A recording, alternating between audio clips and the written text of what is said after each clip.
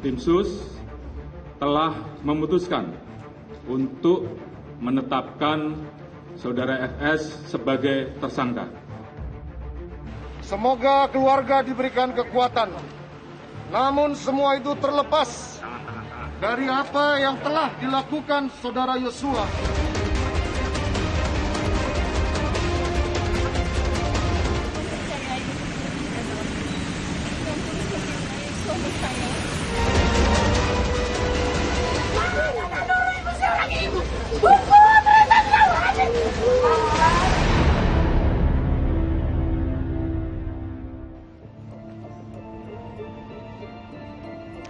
Selamat malam.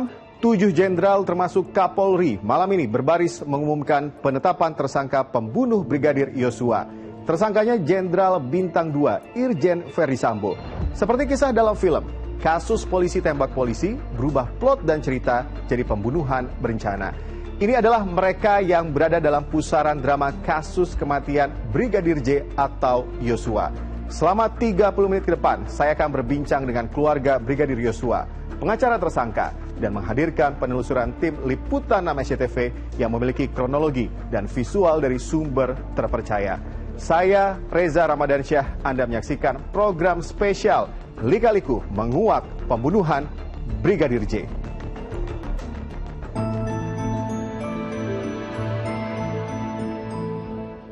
Alhamdulillah, saat ini tim sus telah mendapatkan titik terang dengan melakukan proses-proses penanganan dan pemeriksaan secara saintifik. Ditemukan perkembangan baru bahwa tidak ditemukan, saya ulangi, tidak ditemukan fakta peristiwa tembak menembak seperti yang dilaporkan. Saya ulangi, tidak ditemukan fakta peristiwa tembak menembak seperti yang dilaporkan awal. Tim khusus menemukan bahwa peristiwa yang terjadi adalah peristiwa penembakan terhadap saudara J yang mengakibatkan saudara J meninggal dunia yang dilakukan oleh saudara RE atas perintah saudara FS. Saudara E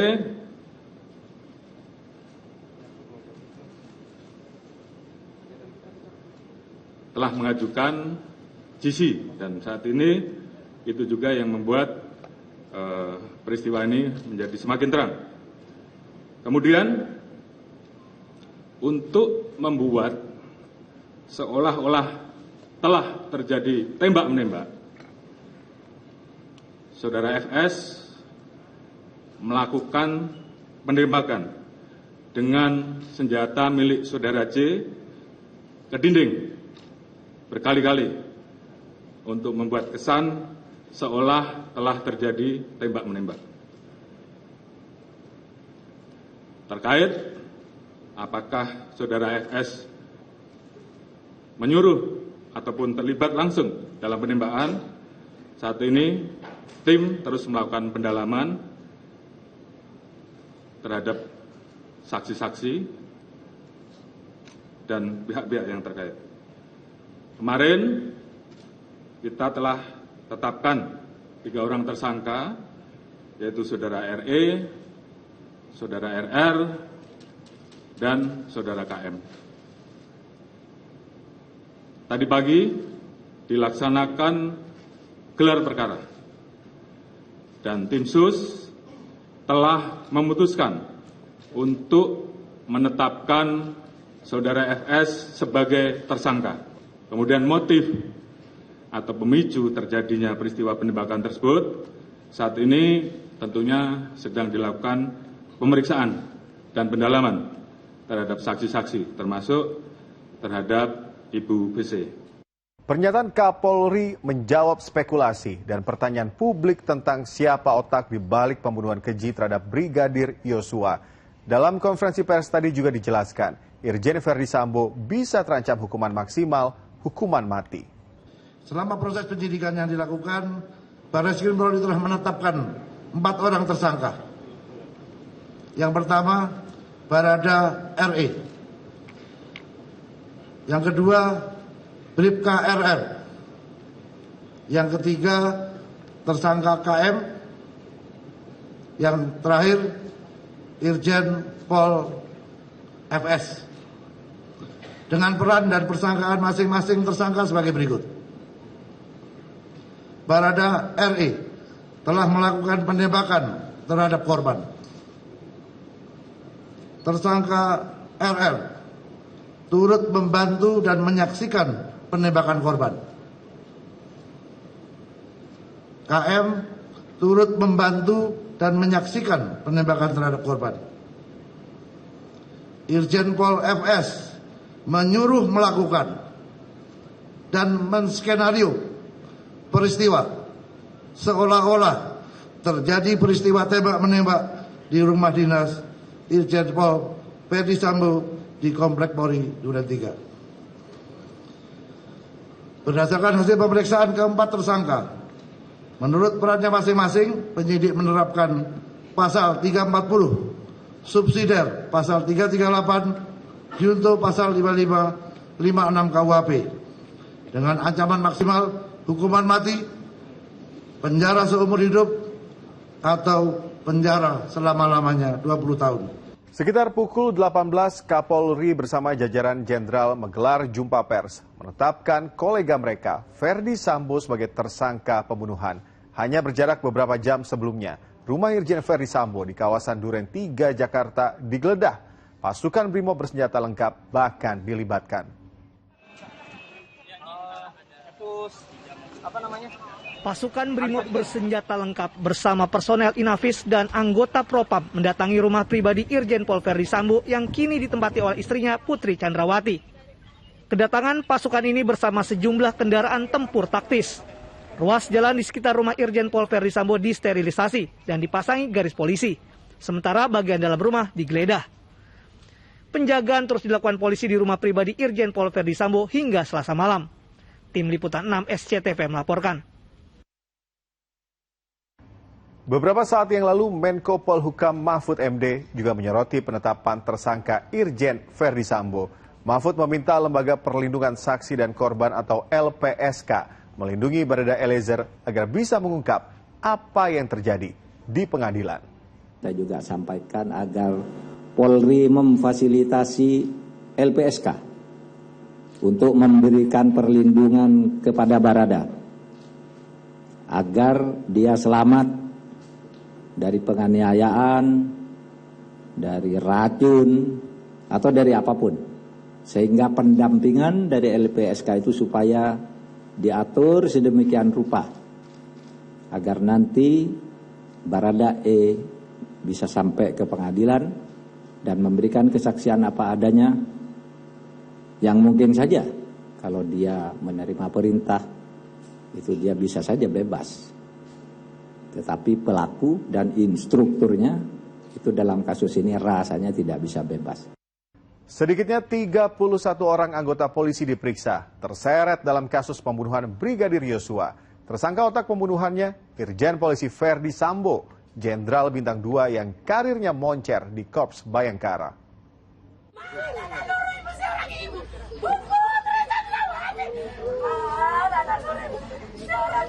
Nama Putri Chandrawati diteriakan Ibu Brigadir Yosua saat pembongkaran makam putranya akhir Juli lalu. Ibu yang kehilangan anak ini mencari keadilan. Doa sang ibu seakan terjawab 1 bulan setelah kabar buruk mengguncang jiwanya dan banyak pertanyaan menghantuinya. Selasa malam, 7 jenderal mengumumkan atasan sang putra jadi tersangka pembunuhan berencana. Semua alur cerita yang pernah diungkap ke publik oleh kepolisian berubah 180 derajat. Barada RE telah melakukan penembakan terhadap korban. Tersangka RR turut membantu dan menyaksikan penembakan korban. KM turut membantu dan menyaksikan penembakan terhadap korban. Irjen Pol FS menyuruh melakukan dan menskenario peristiwa seolah-olah terjadi peristiwa tembak-menembak di rumah dinas Irjen Pol Ferdi Sambo.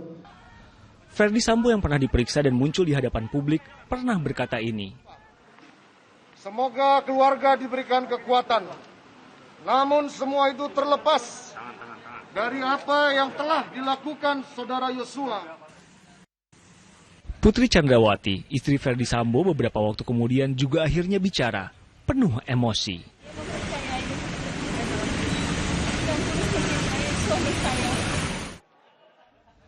Irjen Ferdi Sambo bukan orang sembarangan. Ia adalah Jenderal Bintang 2 yang karirnya disebut-sebut moncer di kepolisian. Berbagai jabatan strategis pernah dilakoninya. Sebelum menjadi Kepala Divisi Profesi dan Pengamanan atau Kadif Propam yang dikenal sebagai polisinya polisi, saat menjadi Direktur Tindak Pidana Umum Barreskrim Polri oleh Kapolri saat itu, Sambo ditunjuk sebagai Kepala Satuan Tugas Khusus. Di bawah kepemimpinannya, ia pun mengangkat kawan-kawan seangkatan yang kini memiliki pangkat Jenderal Bintang 2. Berbagai kasus yang menjadi sorotan publik pernah ditangani Satuan Tugas Khusus, di antaranya penangkapan buron Joko Chandra, kebakaran Kejaksaan Agung, pengungkapan sabu hampir 1 ton di Serang, Banten, hingga peristiwa di kilometer 50. Tim Liputan 6 SCTV melaporkan. Polisi menetapkan Irjen Pol Ferdi Sambo sebagai tersangka pembunuhan terhadap Brigadir Yosua Huta Barat. Motifnya hingga kini masih didalami oleh penyidik Barreskrim Polri. Untuk membahasnya kita akan berbincang dengan pakar hukum pidana yang juga mantan hakim Asep Iwan Iriawan. Selamat malam, Kang Asep. Selamat malam, sehat selalu, semangat selalu. Sehat selalu, Kang Asep. Kang Asep, tadi kita sudah mendengar bersama Kapolri mengumumkan tersangka baru, Irjen Pol Ferdi Sambo sebagai tersangka. Motifnya masih didalami. Apakah ini artinya pasal yang dikenakan terhadap FS Ferdi Sambo ini sama dengan pasal yang dikenakan dengan Baradae, tersangka yang sudah ditetapkan sebelumnya? Ya, kalau penjelasan Pak Kapolri jelas kan di awal tuh sampai diulang 3 kali, tidak ada tembak-menembak, ada penembakan, ada orang mati. Dan terakhir mengatakan ya, ada jelas pasal 340 ini ya siapa yang menyuruh FS, yang melakukan RE, yang membantu R dan seterusnya. Jadi pasalnya akan terkena pasti 340. 340 itu bahasa Belandanya perbedaan. Itu ada jangka waktu, ada ketenangan tadi ya. Dia dengan tenang akan mempertimbangkan apa yang akibatnya terjadi. Kan faktanya kan kalau penjelasan pengacaranya dari jelas bahwa disuruh ya untuk menembak. Nah, menembak itu jelas ada jangka waktu. Artinya pasalnya 340, ada perencanaan. Jadi direncanakan yang dilakukan oleh si RE. Nah, RE ini perintahnya FS. Nah, tapi hati-hati. Untuk RE ini hati-hati, tadi saya juga katakan ya bahwa ada pasal 51. Kalau dia melakukan perintah jabatan, RE tidak bisa dipidana. Yang menarik apa? Karena justru mau terbongkar cerita ini semua kan karena setelah RE bercerita mulai penasihat hukumnya, semuanya kan diraba-raba. Nah, motif tidak perlu, sekali lagi menurut saya motif tidak perlu. 340 unsurnya menghilangkan nyawa orang lain dengan direncanakan. Di perencanaan tadi jangka waktu yang singkat, ya ketika di ruangan tersebut dan dia perintahkan si RE. RE kan sebagai anak buah melaksanakan perintah jabatan. Nah, dibantu oleh yang lain-lain. Nah, ini kan pasti akan terungkap pihak-pihak lainnya. Bahkan tidak hanya di pembunuhan ini. Nanti akan tentu menghalang-halangi penyidikan 221, menghilangkan atau menunjukkan barang bukti ya, itu 233. Ancamannya 4 tahun. Jadi harus dibuka semuanya. Kan minimal dengan sinyal beberapa diperiksa di Makobrimob kan itu, ya semua harus diproses. Tidak hanya etis, tapi termasuk yuridis. Baik, Kang Asep. Jika kita merujuk tadi yang disampaikan oleh Kang Asep, sebenarnya apa sanksi hukuman maksimal yang akan diterima oleh Irjen Pol Ferdi Sambo yang dinyatakan sebagai tersangka dan terbukti melakukan pembunuhan berencana? Penjelasan Kapolri itu ya jelas, tegas, tuntas, terang benderang, malah telanjang. Ya. Artinya apa? Ini secara tegas sanksinya tewas sekali lagi ya, tidak hanya di lapas, mati seumur hidup 20 tahun ya, karena mengerikan kan prosesnya dan proses pembunuhan yang direncanakan, ditutupi peristiwanya, sehingga banyak para pengamat ya menjadi petugas BMKG. Tapi kan kita sebenarnya hormati prosedur ini, ketika dihormati prosedur berjalan, termasuk cepat loh sebulan ini ya, walaupun ada ketidaksabaran pihak-pihak tertentu. Ketika semua terbongkar terang benderang telanjang tadi ya, sekali lagi, dan dibuka oleh RE, artinya harus penghormatan, terlepas melakukan RE, tapi dia karena perintah jabatan. Artinya apa? Pelakunya harus hukum maksimal. Maksimalnya tadi saya bilangnya di 340 itu sampai hukuman mati, mendekati mati seumur hidup, kalau penjara 20 tahun. Baik, Kang Asep, kita akan menunggu pengadilan nantinya untuk benar-benar membuktikan para tersangka ini melakukan perbuatannya. Kemudian hingga saat ini penyidik Barreskrim Polri masih melakukan pendalaman yang seperti Kang Asep katakan, apa yang masih akan dicari dan ini akan meluas seperti apa kasus ini?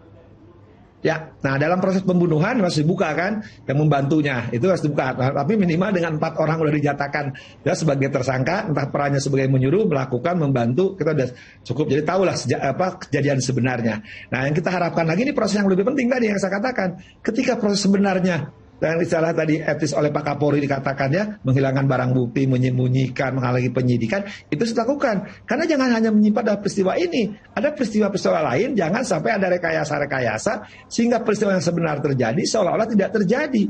Sekarang faktanya kita beruntung, ada RE yang mengungkapkan semuanya, tapi proses harus menyangkut beberapa orang, terlepas itu pangkatnya apapun, perwira tinggi, menengah, harus diproses. Karena sekarang untuk menunjukkan ya, institusi politik yang bersih, sesuai perintah Jokowi kan, harus tuntaskan, buka sejujurnya. Ya bahasa hukumnya biar terang. Ya, Kang Asep, dengan adanya penetapan tersangka ini, apakah ini memang bisa benar-benar membuka secara terang benderang dugaan-dugaan rekayasa yang dilakukan sebelumnya, termasuk dugaan kekerasan seksual yang sempat dilaporkan?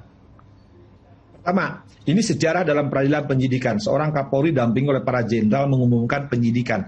Mohon maaf ya, walaupun ini pembunuhan, tapi pembelajaran sangat berharga ya, yang harus pembelajaran bagi seluruh lingkungan penyidik untuk tidak dilakukan. Karena sampai dilakukan coba, setingkat Kapolri dan jenderal yang mengumumkannya Irwasum, Jenderal Agung, kemudian Kabar Reskrim Jenderal Agus kan, pembelajaran. Kedua, masalah pelecehan seksual kan dilaporkan oleh pengacaranya P. Ketika dilaporkan, proses penyelidikan itu mencari apakah ada tindak pidana kekerasan seksual atau tidak. Nah, kita tunggu seperti yang kita awal proses pembunuhan ini kan kita harus sabar ya, menanti. Kita hormati proses.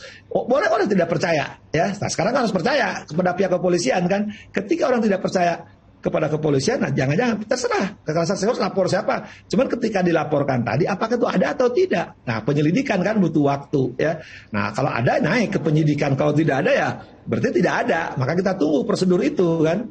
Baik, terima kasih Kang Asep. Kita akan tunggu bagaimana proses hukum yang akan berlangsung untuk kasus tewasnya Brigadir J. Terima kasih sudah bergabung dengan kami, Asep Iwan Iriawan. Selamat malam, Kang Asep. Di sebuah ruangan sederhana, keluarga Brigadir Yosua bersama-sama menyaksikan konferensi pers Kapolri Listio Sigit Prabowo melalui saluran televisi. Di atas TV, keluarga meletakkan bingkai foto Brigadir Yosua. Ibu dan ayah Brigadir Yosua, Rosti Simanjuntak dan Samuel Huta Barat turut mengikuti jalannya konferensi pers. Fakta ditetapkannya Irjen Pol Verdi Sambo menjadi tersangka mengejutkan kedua orang tua Brigadir Yosua. Kini, dengan ditetapkannya Irjen Verdi Sambo sebagai tersangka, orang tua berharap misteri pembunuhan Brigadir Yosua bisa segera terungkap. Kejanggalan demi kejanggalan yang dirasakan keluarga pun diharapkan bisa segera terjawab. Tim Liputan Amnesia TV melaporkan. Sejak berteriak menyuarakan kejanggalan akan tewasnya putra mereka, keluarga Brigadir Yosua terus mengawal kasus ini.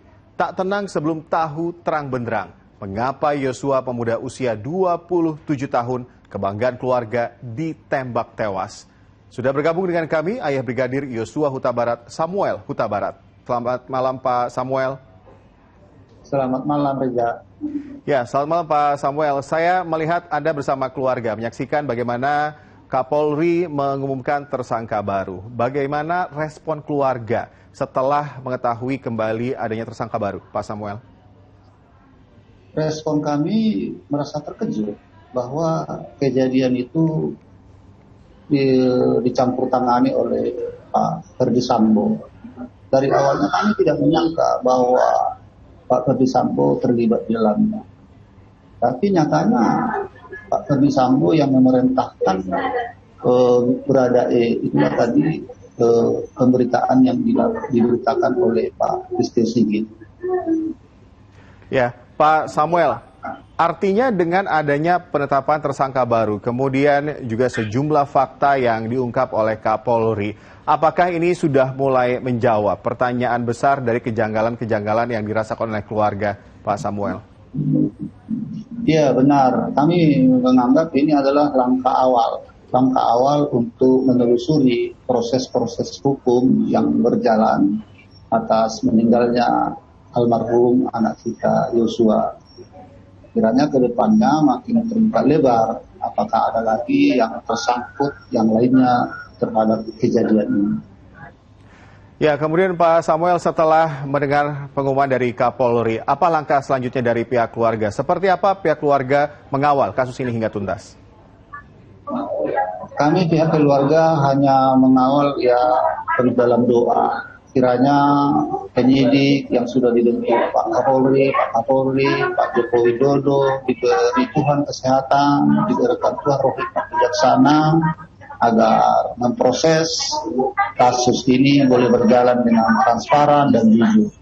Apakah ada kejanggalan-kejanggalan yang dirasakan pihak keluarga yang masih belum terjawab hingga saat ini, Pak Samuel?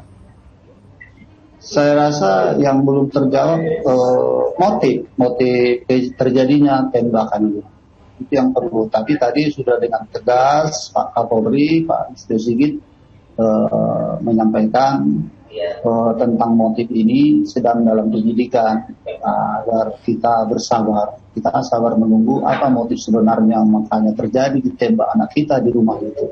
Baik, Pak Samuel, mungkin bisa sedikit saja Pak Samuel cerita sebenarnya pengungkapan dari kasus ini berawal dari kejanggalan yang disampaikan oleh pihak keluarga. Apa yang menjadi titik awal dari pihak keluarga pada akhirnya memang meyakini bahwa ini sangat janggal, kasus ini sangat janggal, bukan lagi kasus polisi tembak polisi? Yang bikin kami melihat janggal, luka-luka yang di tubuh almarhum. Kalau ditembak untuk melumpuhkan, tidak mungkin sebanyak itu luka. Memang yang saya lihat pertama sekali, hanya luka yang di dada, yang diizinkan pada saat itu dibuka hanya sebatas dada. Saya lihat wajah anak kita itu sudah begitu rusak. Derhamnya aja udah bergeser ke kanan. Di bibir ini ada luka, di kiri, di hidung, di kelopak mata bawah, dan saya kancing ada di dada sebelah kanan, berupa lubang. Selanjutnya besoknya lantaran ada informasi bahwa dosis formalin itu dosis 24 jam diundang saudara kita tim kesehatan dari rumah sakit untuk menambahi formalin. Disitulah dibuka beliau itu pakaiannya nampak lalu luka tambahan lainnya di tangan, jari kelingking dengan jari manis hampir putus. Ditahan oleh kulit lah makanya tidak putus. Di rusuk kiri dengan kanan ada berupa memar. Inilah yang membuat kejanggalan bagi kami. Memang saya tidak melihat secara langsung lantaran waktu itu saya di depan rumah bersama dengan pelayat-pelayat yang datang. Yang melihat secara langsung adalah adik-adik ipar saya. Saya lihat pun itu luka-luka tambahan melalui foto-foto. Yang saya lihat langsung adalah luka di dada dengan di wajah. Baik, seperti harapan keluarga, Pak Samuel, kita harapkan tentunya masyarakat Indonesia juga menanti secara terang benderang kasus ini bisa terungkap hingga tuntas. Proses hukum yang benar-benar bisa berjalan dengan baik. Kami harapkan bersama seperti keluarga Bapak, Pak Samuel Huta Barat, atas meninggal dunianya anak Pak Samuel Brigadir Yosua Huta Barat. Terima kasih sudah bergabung dengan kami di Liputan SCTV, Bapak Samuel Huta Barat. Apa yang dilihat Barada Eliezer, penembak Brigadir Yosua saat pembunuhan berlangsung? Kami berbincang dengan pengacara yang mendengar pengakuan baru dari tersangka.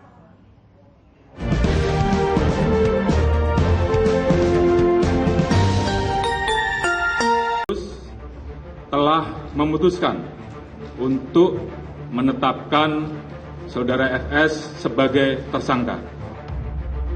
Semoga keluarga diberikan kekuatan. Namun semua itu terlepas dari apa yang telah dilakukan saudara Yosua.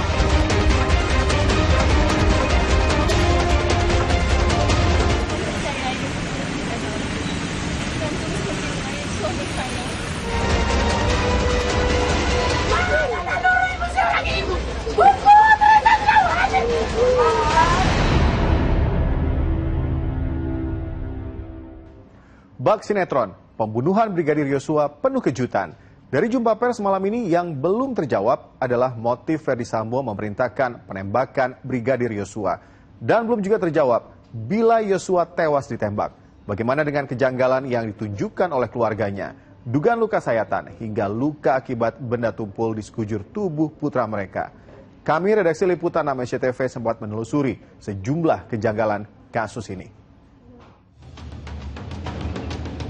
Inilah detik-detik pertama kali keluarga membuka peti Brigadir Yosua. Ibu nggak salah. Kalau kami sebenarnya nggak perlu. Jadi yang minta punya negara ada kegiatan kalau misalnya. Rasa penasaran keluarga muncul setelah kehadiran anggota Propam Mabes Polri yang melarang keluarga membuka peti. Ada beberapa luka sayat dan luka tembak. Luka sayat tampak terlihat di bagian wajah yang diklaim oleh polisi sebelumnya sebagai luka tembak. Selain itu, ada luka lebam yang diduga akibat hantaman benda tumpul di bagian perut. Kami berusaha mengonfirmasi tim forensik Rumah Sakit Polri Kramat Jati yang melakukan otopsi pertama kali. Namun, pihak tim forensik Rumah Sakit Kramat Jati tidak mau mengomentari. Untuk memastikan apa makna kejanggalan foto pada luka Brigadir Yosua, kami mewawancarai beberapa dokter forensik. Jika ini terkait dengan bukti-bukti yang diperiksa pada tubuh jenazah ataupun bukti-bukti biologis yang kita duga merupakan bagian dari tubuh manusia, maka pemeriksaan kedokteran forensik terhadap tubuh korban merupakan salah satu bukti penting untuk bisa mengungkap suatu kasus. Banyak spekulasi soal meninggalnya Brigadir Yosua. Kami sempat menelusuri area rumah dinas Kadif Propam nonaktif Polri, Ferdi Sambo. Dan ini kesaksian warga. Hari hanya itu dengar nggak sih ada suara letusan gitu? Enggak ya. Kami juga memperjelas kembali dengan mendatangi ketua RT yang pernah muncul menceritakan sejumlah kejanggalan kepada wartawan. Namun ini jawaban yang kami dapatkan. Ya macam-macam lah. Udah cukup lah menurut Bapak keterangannya. Nggak ada lagi yang baru gitu. Presiden Jokowi sudah mengeluarkan perintah untuk tidak menutup-nutupi kasus ini. Saya kan sudah sampaikan. Usut tuntas. Apapun cara polisi untuk mengungkap kasus yang menewaskan Brigadir Yosua, sejatinya tidak terlalu penting bagi masyarakat. Yang utama adalah transparansi dalam menerangkan kepada masyarakat. Kinerja Polri dipertaruhkan. Ada pengakuan baru dan berbeda yang disampaikan tersangka Baradae dibandingkan dengan keterangan sebelumnya. Apa yang sebenarnya terjadi? Kita bergabung dengan kuasa hukum Baradae, Deolipa Yumara. Selamat malam, Bang Deolipa. Selamat malam, Bang. Ya, Bang Deolipa, kita sudah saksikan bersama bagaimana keterangan disampaikan oleh Kapolri. Ada tersangka baru, ada fakta baru yang terungkap. Apakah ini memang sejalan dengan pengakuan dari Baradae yang disampaikan kepada kuasa hukum? Ya, sejalan semuanya, Pak. Semua sejalan. Pengakuan dari Baradae kepada kami ya sejalan. Dengan apa yang sedang terjadi, ya namanya tabir terbuka kan, tentunya pemeriksaan berjalan. Baik, dari apa yang sudah disampaikan oleh Kapolri, Bang Deolipa, apa masih ada fakta-fakta yang memang belum diungkap? Ada fakta-fakta yang memang masih didalami oleh Kapolri? Ya, tentunya ada fakta-fakta yang belum diungkap. Karena memang masih ada proses penyidikan tambahan lagi kan. Karena ceritanya kan belum lengkap itu. Baru Pak Ferdi Sambo menjadi tersangka, tapi masih banyak lagi. Apa cerita yang belum terungkap, Bang Deolipa, yang Abang sudah ketahui, dan ini berdasarkan keterangan yang disampaikan oleh Baradae, Bang? Ya, misalnya ada iming-iming lah, iming-iming uang. Iming-iming uang ini dijalankan setelah terjadinya peristiwa pidana, bukan sebelumnya ya. setelah peristiwa pidana supaya ada dikasihlah ini uang. Tapi uangnya nggak dikasih, dijanjikan saja. Dan itu yang masih belum diungkap oleh penyidik hingga saat ini, tapi sudah disampaikan oleh Baradae. Kemudian Bang Diolipa, terkait kasus ini sendiri, polisi masih mendalami motif. Apakah motif ini memang sudah disampaikan oleh Baradae? Baradae tanpa motif itu. Artinya ini hanya berdasarkan arahan, hanya berdasarkan perintah. Ya betul. Nggak mungkin lah dia punya motif di situ. Logika aja. Dia umur masih 24 tahun, terus ada urusan apa dia berantem sama saudaranya sendiri? Kan nggak ada motifnya. Termasuk munculnya kasus dugaan kekerasan seksual, apakah itu juga sempat disinggung? Itu tidak disinggung, karena saya sudah tanya juga, dia nggak tahu itu. Si Baradae-nya nggak tahu. Jadi cerita tentang adanya penembakan, aksi atau baku tembak polisi di latar belakangi dengan adanya dugaan kekerasan seksual, itu adalah tidak ada, berdasarkan keterangan dari Baradae? Iya, tidak. Dia tidak tahu, bukan tidak ada. Dia tidak tahu. Tapi pada jadi saat itu adalah penembakan? Tidak. Oh, dia tidak bilang tidak ada. Pada saat kejadian dia bilang tidak ada. Baik, apakah dalam pengakuan dari Baradae kepada kuasa hukum, skenario ini, rencana penembakan ini sudah direncanakan sejak lama? Seperti apa durasi waktunya, Pak Bang Diolipa? Itu cepat saja, itu cuma dari jam berapa, sore-sore aja itu.